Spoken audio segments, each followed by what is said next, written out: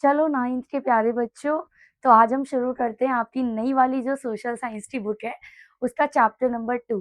इससे पहले मैंने चैप्टर 1 कराया है बहुत डीपली, और चैप्टर कराने के बाद मैंने आपको कुछ ऐसे क्वेश्चंस दिए हैं जो आपके पेपर में आ सकते हैं। तो आज की क्लास में भी पूरा चैप्टर डीपली पढ़ाऊंगी, एक भी टॉपिक नहीं छूटेगा आपके चैप्टर का। बिल्कुल, अब तो बुक जो है वो रिलीज हो चुकी है, तो कोई मिस्ट्री नहीं है यहाँ पे कि मैडम ये टॉपिक है इसमें या नहीं है, ये टॉपिक है या नहीं है।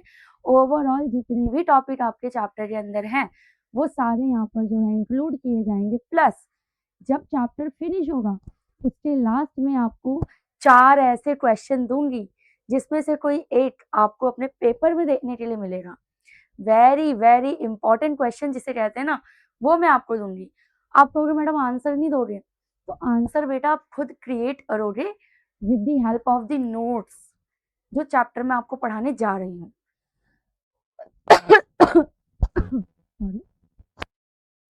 तो चैप्टर को ध्यान से समझना, उसके बाद वो 4 क्वेश्चन सॉल्व कर लेना, बस हो गया, और कुछ नहीं करना है। चैप्टर 2 है, नाम है shaping of the earth surface. बड़ा इंटरेस्टिंग चैप्टर है, ज्योग्राफी का चैप्टर है कि कैसे जो हमारे अर्थ का सरफेस है उसको शेप मिलती है।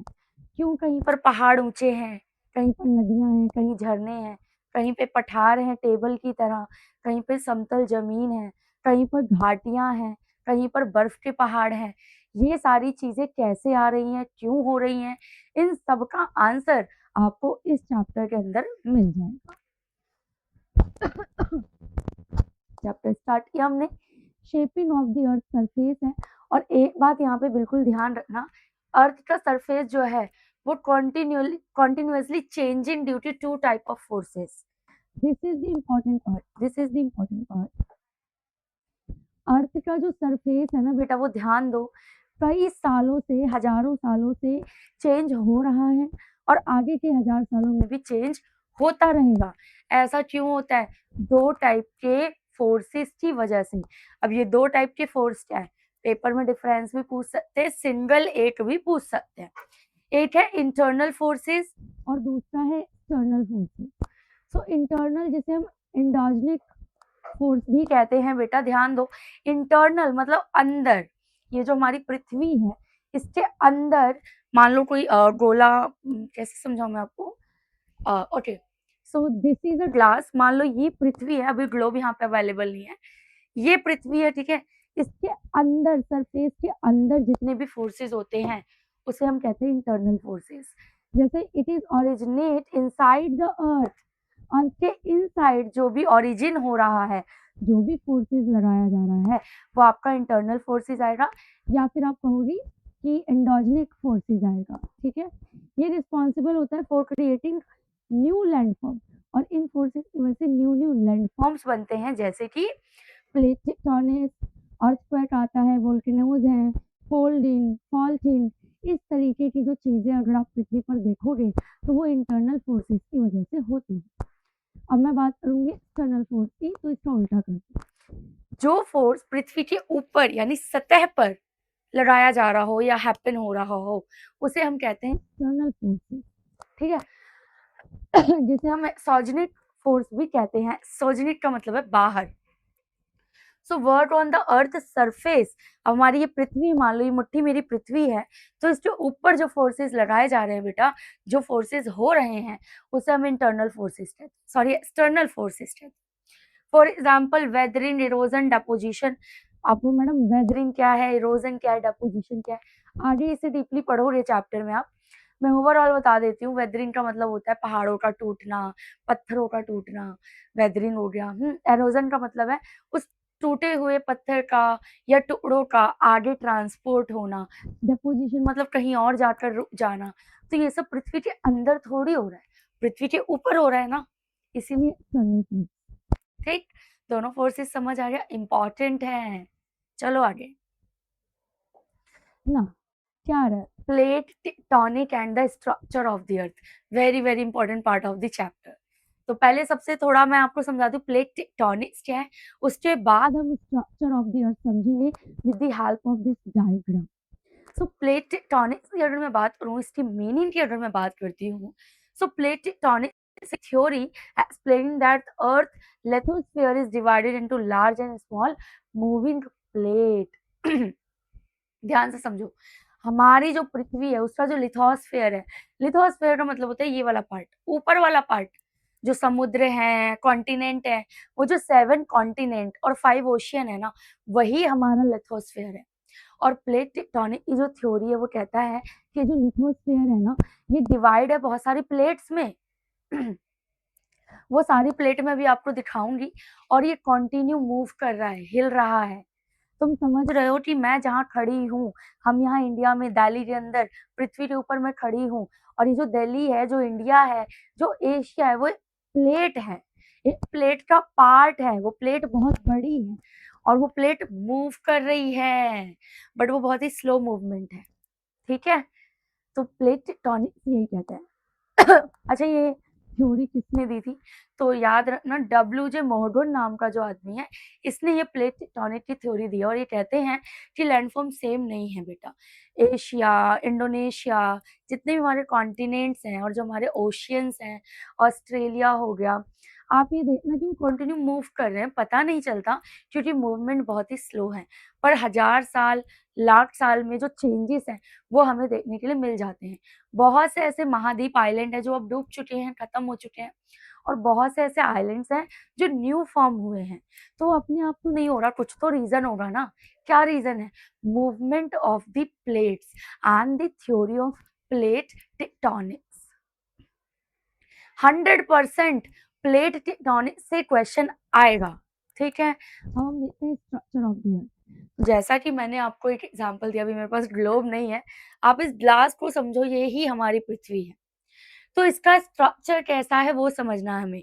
अगर इसकी खुदाई की जाए, इसके अंदर जाया जाए, स्ट्रक्चर देखा जाए, तो सबसे ऊपर वाला जो पार्ट है, सबसे ऊपर जो दिखेगा हमें, उसे हम कहते हैं क्रस्ट। क्या कहते हैं? ये वाला जो पार्ट है ऊपर वाला, ये वाला पार्ट, इसको कहते हैं क्रस्ट। ठीक है, अब इसकी मैं आपको 2-3 फीचर बता देती हूँ। तो क्रस्ट आउटर मोस्ट लेयर होती है, सबसे ऊपरी लेयर है। ये थिन यानी कि पतली लेयर होती है। ठीक है, और सॉलिड सॉलिड होती है। पृथ्वी का ऊपर वाला पार्ट है, आउटर मोस्ट में, तो सॉलिड ही होगा, वरना हम कैसे खड़े होंगे उस पे, कैसे जिएंगे जिंदगी। ठीक है, उसके बाद तो ये वाली जो लेयर है आप जो देख रहे हो, अगर मैं पृथ्वी को एक अंडे की तरह कट करती हूँ, तो इस तरीके से आप देखोगे, जो आउटर मोस्ट शेल होता है अंडे का, आउटर मोस्ट वो थिन होता है, पतला सॉरी, पतला होता है, सॉलिड होता है। ठीक, उसके बाद अगर आप देखोगे तो जो व्हाइट वाला पार्ट है, मतलब आउटर मोस्ट लेयर के बाद जब हम अंदर एंटर करेंगे अपनी पृथ्वी के, तो सेकंड जो लेयर है उसका नाम है मेंटल। क्या नाम है? मेंटल। अब मेंटल पढ़ के मेंटल मत समझ लेना कि ये वो वाला मेंटल है, उसमें M-E आता है, ठीक है, यहाँ पे A है। तो मेंटल जो है वो थिकेस्ट लेयर है, सबसे ज्यादा मोटी लेयर है। अगर आप बॉइल्ड एग को काटोगे तो आउटर मोस्ट शेल जो होती है हार्ड, उसके बाद वो जो व्हाइट वाला पार्ट होता है वो बहुत ज्यादा थिकेस्ट यानी मोटा होता है। सेमी मोल्टन रॉक होता है ना, वो बहुत ज्यादा सॉलिड है ना वो बिल्कुल लिक्विड है, तो वो सेमी मोल्टन है। देखा होगा आपने, उबले हुए अंडे को याद करो, जो व्हाइट वाला पार्ट है ना वो पूरी तरह सॉलिड है ना वो पूरी तरह लिक्विड है, सेमी मोल्टन है। ठीक है, इट कंटेन एस्थेनोस्फीयर, और इस लेयर को एस्थेनोस्फीयर कहते हैं, याद रखना। 2 मार्क्स का शॉर्ट क्वेश्चन आ सकता है, व्हाट इज एस्थेनोस्फीयर, या फिर एमसीक्यू में भी आ सकता है। तो ध्यान देना, जो सेकंड लेयर है मेंटल हमारी पृथ्वी की, जिसे हम थिकेस्ट लेयर कहते हैं, उसे ही हम कहते हैं क्या? एस्थेनोस्फीयर। नाउ अंडे के बिल्कुल बीच वाला पार्ट, अंदर हम जाते हैं, तो जो येलो वाला पार्ट होता है ना हमारा, यहाँ देखो, अब सेकंड लेयर हो गई, थर्ड लेयर अंदर वाला, बिल्कुल बिल्कुल बीच में जो है, उसे हम कहते हैं कोर। क्या कहते हैं? कोर। इस ये इंटरमोस्ट लेयर है, सबसे अंदर है, और इसके अंदर आयरन और निकल पाया जाता है। मोस्ट इंपॉर्टेंट थिंग, ये जो हमारा क्रस्ट है, सबसे इंटरनल पार्ट है जो हमारे अंडे का यानी हमारे पृथ्वी का, उसमें निकल और आयरन जो है वो पाए जाते हैं, ये बात ध्यान रखना। इसके हमने 2 पार्ट किए हुए, एक आउटर कोर, एक इनर कोर।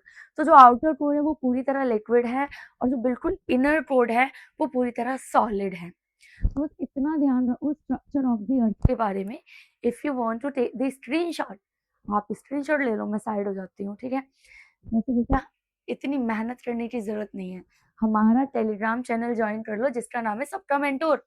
पूरी पीडीएफ वहां पे एज इट इज मिल जाएगी। स्क्रीनशॉट तुम वैसे भी नहीं देखने वाले हो, पता नहीं गैलरी में कहाँ पड़ी होगी।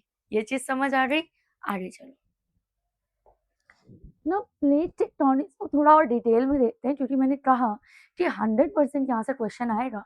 सो जैसा कि मैं समझा चुकी हूँ आपको, प्लेट टेक्टोनिक्स क्या है। हमारी जो पृथ्वी का ऊपरी पार्ट है, यानी जो लिथोस्फेयर है, उसे हमने डिफरेंट डिफरेंट प्लेट में डिवाइड कर दिया। प्लेट्स के नाम बता देती हूँ। देखो, नॉर्थ अमेरिकन प्लेट, जो नॉर्थ अमेरिका है वो कौन से प्लेट के ऊपर है? नॉर्थ अमेरिकन प्लेट के ऊपर। फिर आपका पैसिफिक प्लेट आएगा, समुद्र जो है वो भी प्लेट्स में डिवाइडेड है। इधर देखो, और टाइप्स ऑफ प्लेट में ओशियनिक प्लेट आता है, कॉन्टिनेंटल और मिक्स प्लेट आता है। तो कॉन्टिनेंट वाला प्लेट भी होगा, ओशियन वाला भी होगा और मिक्स वाला भी होगा। तो ये जो नॉर्थ अमेरिकन प्लेट है, ये कौन सा हुआ? कॉन्टिनेंटल प्लेट, क्योंकि ये कॉन्टिनेंट के ऊपर है। पैसिफिक प्लेट किस पे होगा? समुद्र के ऊपर, जो हमारा पैसिफिक ओशियन है उसके ऊपर। मिक्स प्लेट में क्या होता है? बोथ लैंड और ओशियन दोनों को जोड़ के जो प्लेट बनती है उसे हम कहते हैं मिक्स प्लेट। तो 3 तरह की प्लेट है, ये खाना खाने वाली प्लेट नहीं है, ठीक है ना, मार दूंगी मैं। देखो इधर, यूरेशियन प्लेट जो एशिया और यूरोप दोनों कॉन्टिनेंट को मिला के बना हुआ है, एक ये प्लेट हो गया। फिर अफ्रीकन प्लेट है, इंडो ऑस्ट्रेलियन प्लेट है, फिर अंटार्कटिक प्लेट है, ऐसे ही साउथ अमेरिकन प्लेट हो गया। तो इन प्लेट्स के ऊपर कॉन्टिनेंट होंगे, ओशियन होंगे, या दोनों चीजें होंगी। और हमारे जो मॉडर्न है उन्होंने कहा है कि प्लेट हमेशा मूव करती रहती हैं, जिस वजह से नए नए लैंडशेप जो है वो हमें पृथ्वी पर दिखते हैं। नाउ वेट, क्यों मूव कर रहे हैं ये प्लेट? ठीक है, प्लेट है तो पड़े रहो ना अपनी जगह पे, मूव क्यों कर रहे हो? क्यों घूम रहे हो इधर से उधर? रीजन, क्वेश्चन आ सकता है। So due to convection current inside the mantle, हमने पढ़ा कि जो पृथ्वी के जो पार्ट्स हैं, तो सेकंड नंबर पे क्या है? मेंटल। तो ये कह रहा है कि वो जो मेंटल है ना, उसमें जो कन्वेक्शनल करंट आता है इनसाइड, जो मेंटल के अंदर, उसकी वजह से अब अंदर कुछ हो रहा है। This is the water. अगर अंदर पानी को मैं नीचे वाले पानी को मूव करती हूँ, तो क्या ऊपर वाला पानी मूव नहीं करेगा? क्या ऊपर वाले पानी पे कोई फर्क नहीं पड़ेगा? पड़ेगा। हालांकि जो फर्क है वो थोड़ा होगा, पर पड़ेगा। तो मेंटल में जो भी कन्वेक्शनल फोर्सेस लगाए जाते हैं, उसकी वजह से ये प्लेट मूव करती है। दूसरी चीज, heat from the earth core. अब हमें पता है जो कोर है पृथ्वी का, सबसे एंड वाला, इनर मोस्ट, जहाँ पर आयरन और निकल पाया जाता है, वो बहुत ज्यादा हीट है, बहुत ज्यादा हॉट है, गर्म है वो। तो वहां से जो टेम्परेचर इतना ज्यादा इंक्रीज हो रहा है, वो देखोगे इसकी वजह से जो material to rise and cool material sink. तो आपको पता है कोई भी चीज गर्म है तो वो ऊपर उठती है। अब इस वजह से जो मूवमेंट है वो हमें इस प्लेट्स में देखने के लिए मिलती है, ये वाली प्लेट्स, ठीक है। प्लेट टेक्टोनिक समझ आ गया? आगे चलो ना, प्लेट बाउंड्रीज की बात करेंगे हम यहाँ पर। और जो भी 3 तरह की बाउंड्रीज आपके पेपर में दी गई हैं, आपके चैप्टर में दिया गया वही कराऊंगी, पेपर में भी यही आएगा, ठीक है। तो सबसे पहला है कन्वर्जेंट बाउंड्री। अब ये प्लेट आपस में मूवमेंट कर रही है तो प्लेट बाउंड्री बनती है। कन्वर्जेंट का मतलब होता है पास आना। कोई चीज, जैसे मेरा हाथ, कहाँ गया हाथ, फैला हुआ है, अगर मैं इन दोनों हाथों को ऐसे ला रही हूँ तो ये हुआ कन्वर्जेंट। अगर मैं इनको दूर ले जाऊंगी तो ये होता है डाइवर्जेंट। समझ आई बात? तो कन्वर्जेंट प्लेट का मतलब है, ध्यान से समझो, 2 प्लेट्स आ रही हैं, आ रही हैं, आ रही हैं, कहाँ आ रही हैं? पास, एक दूसरे के पास आ रही हैं। So plates move toward each other. जब 2 प्लेट एक दूसरे के पास आती हैं तो हम कहते हैं कन्वर्जेंट बाउंड्रीज। रिजल्ट क्या होगा इससे? अब अगर 2 प्लेट पास आएंगी तो क्या होगा भाई? क्या होगा? 2 प्लेट आई टकराई, अब इससे क्या होगा? जमीन वहां की उठ जाएगी और हमें मिलेंगे फोल्ड माउंटेन्स। क्या मिलेंगे? फोल्ड माउंटेन, जैसे कि हिमालय। हाँ बच्चे, हाँ, जो इंडिया में आप हिमालय पर्वत देख रहे हो ना, वो कन्वर्जेंट प्लेट बाउंड्री की वजह से ही बनी है। वो अलग बात है कि हजारों साल पुरानी बात है, ये लाखों साल पुरानी बात है, ठीक है। वोल्केनोज इरप्शन देखने को मिलेगा, डीप ओशन ट्रेंचेस आपको मिल जाएंगे, ओशन के अंदर दरारें पड़ जाती हैं, अर्थक्वेक भी आ जाते हैं। भाई 2 प्लेट टकरा रहे हैं, कुछ भी हो सकता है। एग्जाम्पल के लिए यहाँ पे हिमालय दिया हुआ है, समझ आई बात ना। डाइवर्जेंट बाउंड्री की अगर मैं बात करूँ, 2 प्लेट चिपकी हुई थी, अब वो दूर भाग रही है तो भी तो कुछ नया लैंडफॉर्म बनेगा ना बेटा, ऑफ कोर्स बनेगा। सो रिजल्ट क्या आएगा, मिड ओशियन रिजिस बनेंगे। मान लो दो प्लेट चिपकी हुई थी, आसपास में समुद्र था, जैसे ही अलग हुई समुद्र पानी बीच में आएगा कि नहीं आएगा, तो क्या बन जाएगा वो मिड ओशियन रिजिस। ओशन के बीच में आपको रिज बनता हुआ दिखाई देगा, रिफ्ट वैलीज बनती हुई, घाटियां बनती हुई दिखाई देंगी, नई ट्रस्ट ऑफ फॉर्मेशन आपको दिखेगा जब दो प्लेट्स अलग होंगी। ठीक है, उनके कुछ टुकड़े कुछ अवशेष रह जाएंगे, जैसे कुछ नई सरफेस एरिया जो है आपको वो दिखेगा। एग्जाम्पल के लिए मिड अटलांटिक रिज जो है वो इसी तरीके से बना हुआ है, दो प्लेट जो चिपकी हुई थी वो अलग हो गई, बट जो उनका इंटरनल पार्ट था वो कहीं ना कहीं चिपका रहा और वो बन गया क्या, अटलांटिक रिज। अब ट्रांसफॉर्म बाउंड्री की बात करेंगे, तो जो प्लेट्स हैं ना तो टकराई है, कन्वर्जेंट हुई है, ना डाइवर्जेंट हुई है, बल्कि पास आकर एक दूसरे के साइड से निकल गई, रास्ता दे दिया एक दूसरे को, क्या कर दिया, पास। सो ट्रांसफॉर्म हो गया ये बाउंड्री और plate slide past each other, एक दूसरे के साइड से निकल गए हैं। रिजल्ट के लिए यहाँ पर अर्थक्वेक आएगा भाई। अब दो प्लेट्स थे, ऊपर नीचे थे, हट गए, अब इतनी बड़ी चेंज आएगा तो सरफेस पे हमें क्या देखने को मिलेगा, भूकंप आ गया, अर्थक्वेक आ गया, सैन एंड्रीज फॉल्ट आ गया। ये चीजें जो दरारें आप देखते हो वो बाउंड्री जो आपका एक तरीके से प्लेट है उसकी वजह से आया है।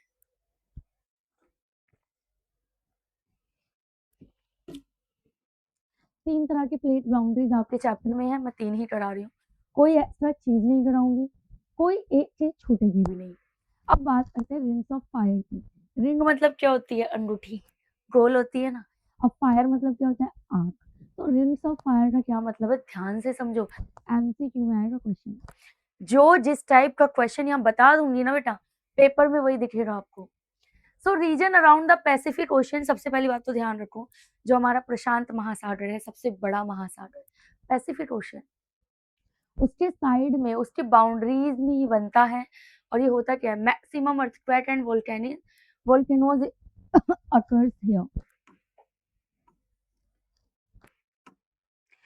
तो ये वो एरियाज है बेटा जहाँ पर सबसे ज्यादा अर्थक्वेक आते हैं और वोल्केनोज जो होते हैं वो इरप्ट होते हैं। और ये किस किस एरिया में होते हैं, जब हमने देखा तो ये तरह का रिंग बन रहा था, तो हमने नाम क्या दिया, रिंग्स ऑफ फायर। ठीक,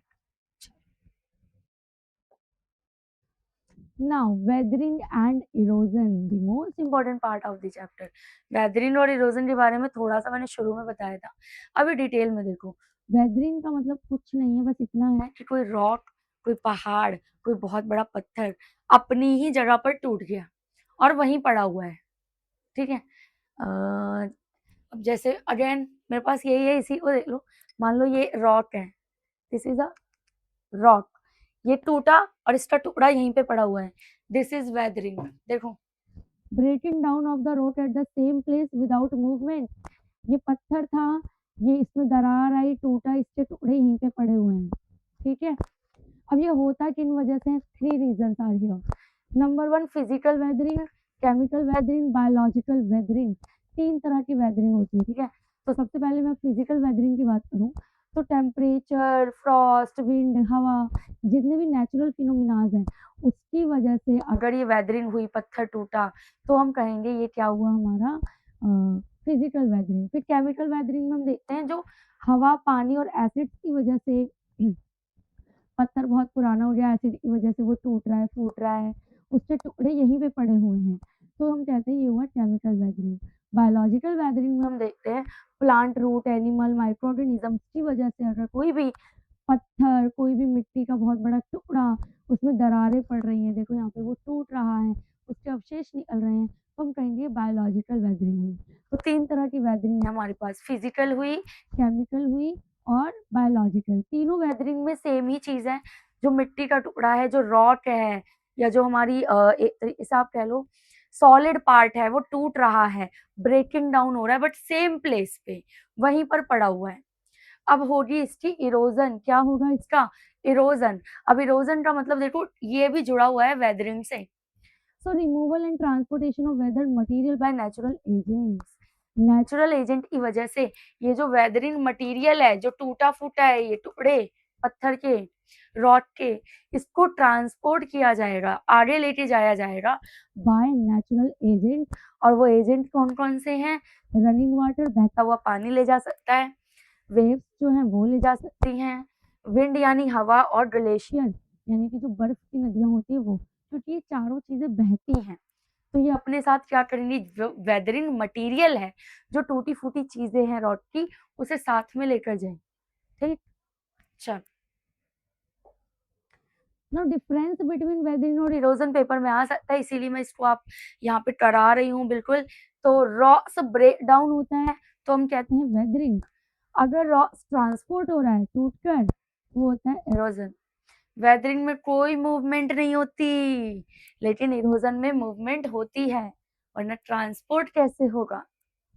वेदरिंग हैपन होता है सेम प्लेस पे, वहीं पे टूट जाएगी पत्थर, लेकिन इरोजन में जो मटेरियल है उसे मूव किया जाएगा एल्सवेयर, यानी कि कहीं और ले जाया जाएगा। तो weathering stay where it is, weathering वही रहता है जहां वो होता है, लेकिन इरोजन मूव करता है मटेरियल को from one place to another place. ठीक है, लेना है स्क्रीनशॉट, लो। नाउ सॉइल कंजर्वेशन, सॉइल मतलब मिट्टी, कंजर्वेशन का मतलब होता है संरक्षण, यानी कि बचाना है। ये भी टॉपिक आपके चैप्टर में है, इसीलिए करा रही हूँ। देखो कोई टॉपिक नहीं छूटना चाहिए, जो चीज इंपॉर्टेंट है वो तो है ही, बट जो चैप्टर का पार्ट है वो भी करना हमारी जिम्मेदारी है। तो सॉइल कंजर्वेशन मेथड में सबसे पहले आप करोगे कॉन्टोर प्लोइंग। यहाँ पे फोटो में देख लो, आपको जो प्लोविंग करनी है, अपने खेत की जो जुताई करनी है वो एक कॉन्टोर वाले एरिया में करनी है। इस तरीके से सीढ़ी दर सीढ़ी गोल तरीके से करनी है प्लोविंग, ताकि जो आपका मिट्टी है वो होल्ड रहे और वो बहे नहीं या फिर बिखरे नहीं और दूर ना चली जाए, है ना, वेस्ट ना हो जाए। फिर आता है बंडिंग, जिसमें हम क्रिएट स्मॉल बंड्स बना देते हैं अक्रॉस द स्लोप तो slow down the water flow. अगर वाटर तेजी से फ्लो आ रहा है तो हम उसके लिए कोई ना कोई कट बना देते हैं, ताकि उसका जो फ्लो है वो थोड़ा सा कम हो जाए, और जो उसके साथ मिट्टी जा रही है, जो वेस्ट हो रही है, वो भी रुक जाए। इसके अलावा टेरेसिंग होता है, जिसमें कि हम क्या करते हैं बेटा, टेरेस की फॉर्म में जो खेती है वो करते हैं, कटिंग स्लोप्स इनटू स्टेप्स और terrace to prevent soil from washing away. आप देखो सीधी ढलान है, पानी आएगी, हवा आएगा, सारी मिट्टी बह जाएगी। अगर इस पे हम कॉन्टोरिंग कर दें, कॉन्टोरिंग कट्स लगा दें, तो वो चीज जो है वो स्लो डाउन हो जाएगी, कम हो जाएगा। अफॉरेस्टेशन आपको पता ही है, डिफॉरेस्टेशन का उल्टा, grow more and more trees. ज्यादा से ज्यादा पेड़ लगाओगे तो पेड़ों के जो जड़ होते हैं वो मिट्टी को होल्ड करके रखेंगे। ठीक है, नाउ एजेंट ऑफ ग्रेडेशन, अब हम देखेंगे कि एजेंट कौन से हैं जो ग्रेडेशन करते हैं, यानी कि मिट्टी को लेकर जाते हैं। ग्रेडेशन यानी कि बहा ले जाते हैं, वेस्ट कर देते हैं।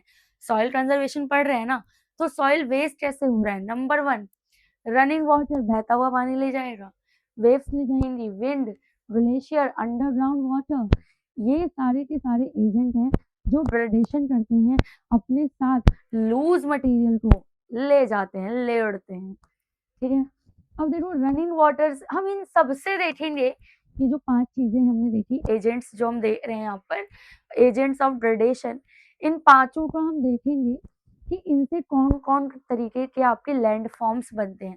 सबसे पहले रनिंग वाटर की बात करते हैं, तो बहता हुआ पानी किस तरीके के लैंड फॉर्म्स बनाएगा? सबसे पहले बनाएगा वाटरफॉल। जाते हो ना दूर दूर घूमने, मध्य प्रदेश का रानी फॉल बहुत फेमस है, तो जब किसी पहाड़ से रनिंग वाटर नीचे की तरफ गिरेगा, बड़ा ही सेंटर ऑफ द अट्रैक्शन बन जाता है वो, एक वाटरफॉल बनता है। River false vertically over a steep slope, vertically मतलब सीधे नीचे, ठीक है ना। इंपॉर्टेंस क्या है ये टूरिज्म, क्यों जरूरी है ये?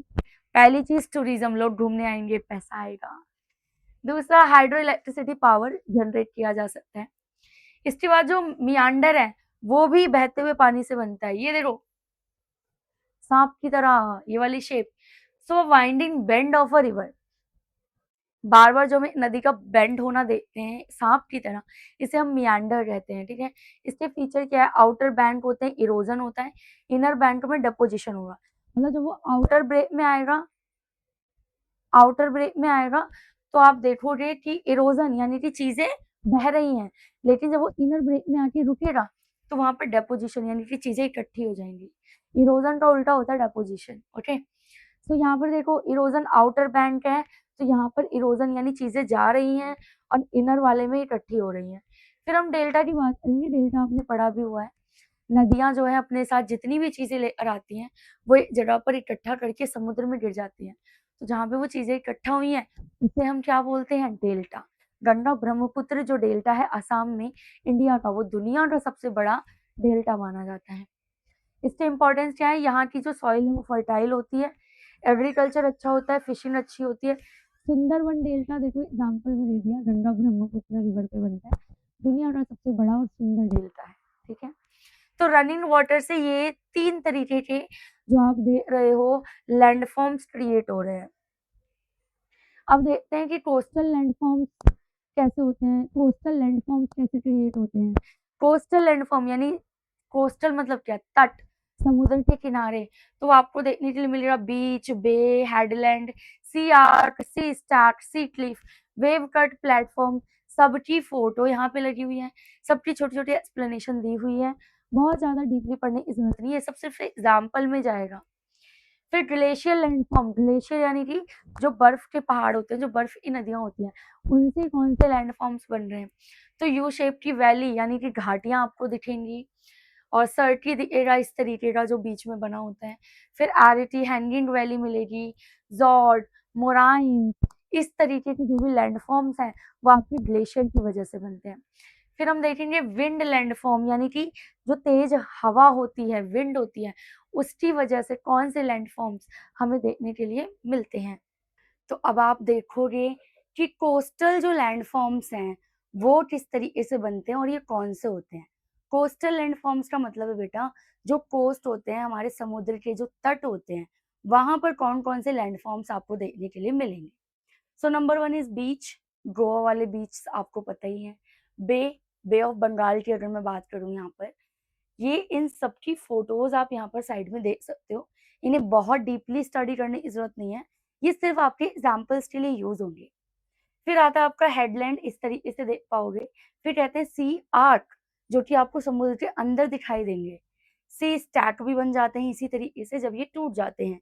सी क्लिफ दिखाई देगा जो समुद्र के किनारे पे आपको दिखाई देता है, वो चट्टान का एक एरिया होता है जहाँ पर जो पानी है समुद्र का वो बार बार चट्टानों पे लगता है और वो इरोजन होता है, उसका वेदरिंग होती है उसकी।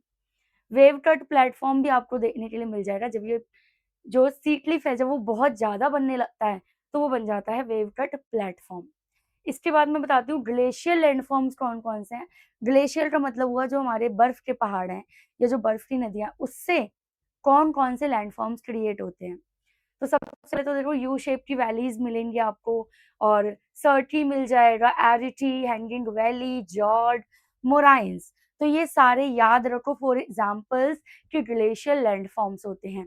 इसके बाद विंड लैंडफॉर्म यानी कि हवा से, जो तेज हवा है उसकी वजह से कौन से लैंडफॉर्म्स का निर्माण होता है।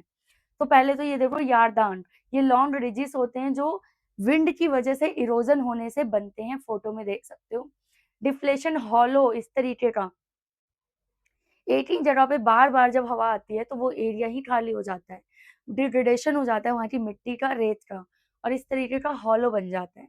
डेजर्ट पेवमेंट, ये पत्थर देख रहे हो आप, जब बहुत सारे पत्थर पड़े हों और तेज हवा आए तो जो लूज मिट्टी है वो बह जाती है आगे और पत्थर वहीं पर रह जाते हैं।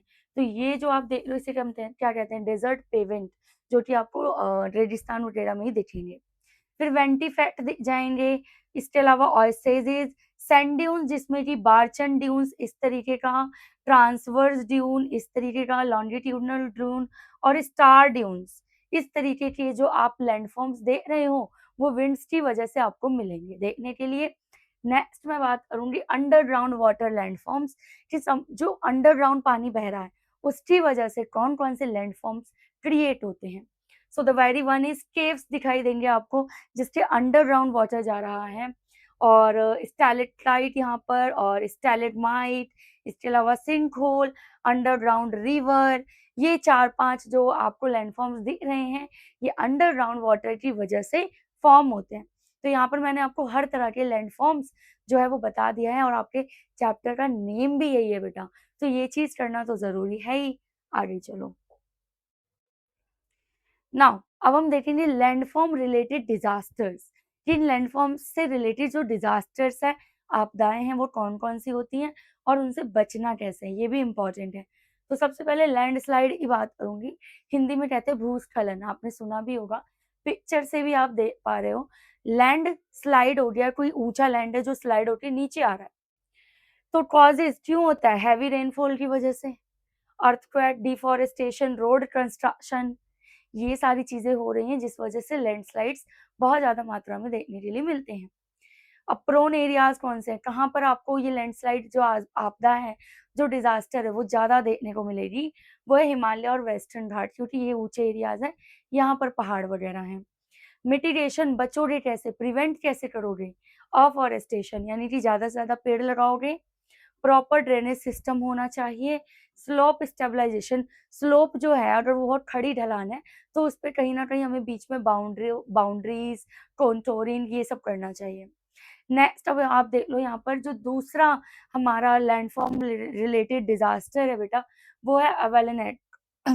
ये जो होता है sudden movement of snow down mountain slope.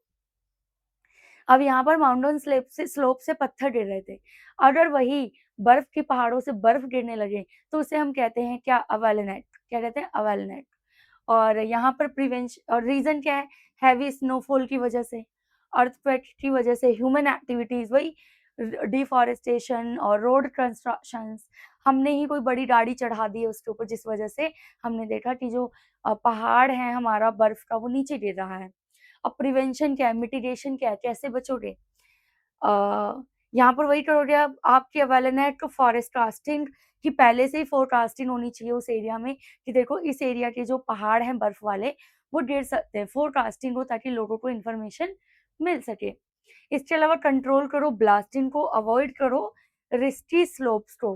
तो वहां पर मत जाओ भाई अगर आपको लगता है कि वो गिरने वाला है पहाड़, चाहे वो बर्फ का हो या पत्थर का हो। ठीक है, जान है तो जहान है। आगे देखो, इसके अलावा एक और डिजास्टर है जो कि आपका लैंडफॉर्म रिलेटेड है, जिसे हम कहते हैं block glacier lake outburst flood, इसकी फुल फॉर्म है ये। ठीक है, so sudden flooding due to bursting of glacier lake. अचानक से जो ग्लेशियर लेक है, जो हमारा बर्फ का लेक है, तालाब है, वो बर्स्ट हो जाता है, टूट जाता है और जो बाढ़ आती है उसे हम कहते हैं ग्लो। ठीक है, ये क्यों होता है? राइजिंग टेम्परेचर की वजह से टेम्परेचर बढ़ रहा है, तो जो हमारे बर्फ का लेक है उसमें जो बर्फ है वो पिघल रहा है, फट जाता है, गिर जाता है, एरिया कम पड़ जाता है। मेल्टिंग ग्लेशियर, ग्लेशियर पिघल रहे हैं हमारे। और मोराइन डैम फेलियर, जो भी हमने डैम बनाया है मोराइंस वाला या जो खुद बना है वो टूट गया तो सडनली पानी बाहर आ गया, है ना। प्रिवेंशन, बचोगे कैसे? वही मॉनिटरिंग ग्लेशियर लेक, मॉनिटर करते रहो भाई कौन सा लेक है जो वो टूटने वाला है, कहाँ पे प्रॉब्लम है, फोरकास्टिंग करो उसकी। अर्ली वार्निंग दी जानी चाहिए लोगों को, रेगुलर इंस्पेक्शन होना जो भी हमारे मोराइंस हैं उनका जरूरी है जो समुद्र के अंदर बने होते हैं। नाउ डस्ट स्टॉर्म की बात करें तो strong wind carrying dust and sand, तेज हवा जब अपने साथ बहुत ज्यादा धूल मिट्टी रेत लेकर आती है तो उसे डस्ट स्टॉर्म कहा जाता है। स्टॉर्म का मतलब हुआ आंधी, डस्ट का मतलब हुआ धूल। So what? धूल भरी आंधी। कॉजेज क्या है, रीजन क्या है इसके? ड्राई क्लाइमेट होना, वहां पे पानी नहीं है, बारिश ही नहीं है।